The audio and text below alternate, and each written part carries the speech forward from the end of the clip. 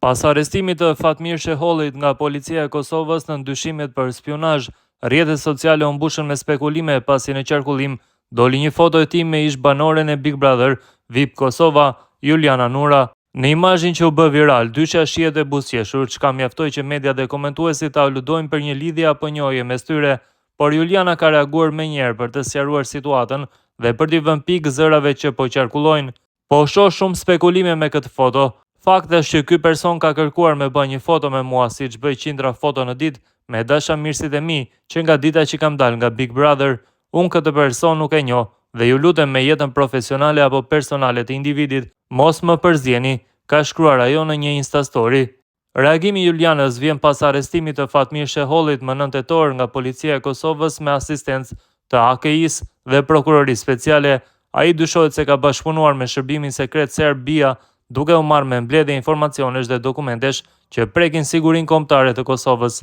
Për momentin, Sheholli ndodhet nën masën e paraburgimit 30 ditor dhe po hetohet për veprën penale të spionazhit.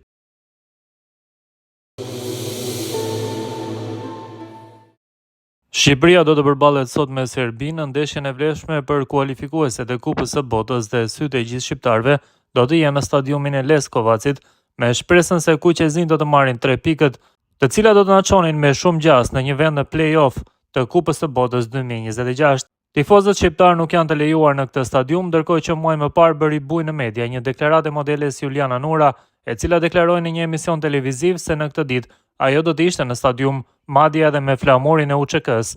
Unë do të jem në ndeshjen ndaj Serbisë me flamurin e UÇK-s. Kam pasaportën finlandeze, nuk më ngucin mua se i kam njerëzit atje, u shpreh modelja. Mirë po sot mediat në Kosovë kanë nxjerrë Juliana Nurës një fotografi me analistin e arrestuar nga Agjencia Kosovare e Inteligjencës Fatmir Sheholli, i dyshuar si spion i shtetit të Serbisë në Prishtinë. Koha e spionëve të Serbisë në Kosovë ka përfunduar, kushdo që punon për Serbinë kundër Kosovës do të ndiqet pa kompromis e pandalshëm, shkroi ministri Xhelal Zveçla, teksa njoftoi arrestimin e Fatmir Shehollit. Ndërkohë media dhe rrjetet e shumta në interneti ironizojnë Juliana Nurën duke thënë se ajo i paska pasur vërtet njerëzit që mund të siguronin mbrojtjen në Serbi, duke u referuar analistit të arrestuar si spion serb në Kosovë dhe mik i ngushtë i Milan Radojčić.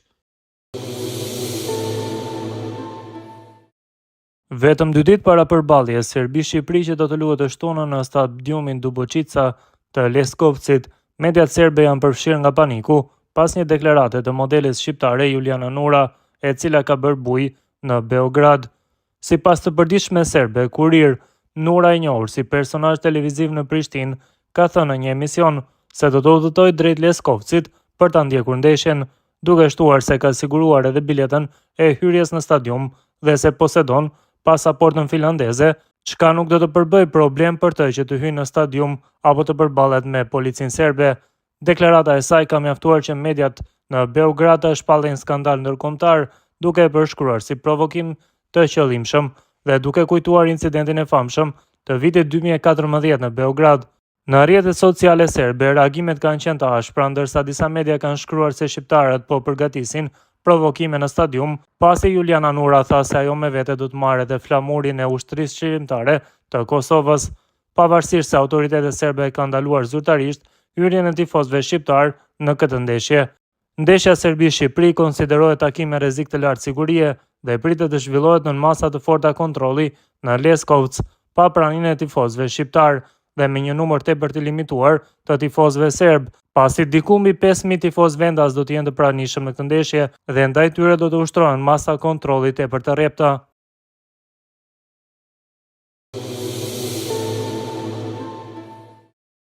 Në Serbi ka nisur të përhapet panik, ndërsa në Prag është ndeshja me Shqipërinë.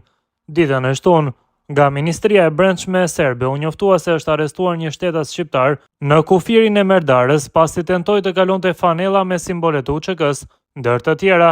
Federata Serbe e Futbollit ka publikuar së fundmi një njoftim, fillimisht e quan UÇK-n një organizatë terroriste, ndërsa më pas paralajmëron se askujt që nuk i korrespondon emri në bilet me mjetin e identifikimit nuk do të futet në stadium.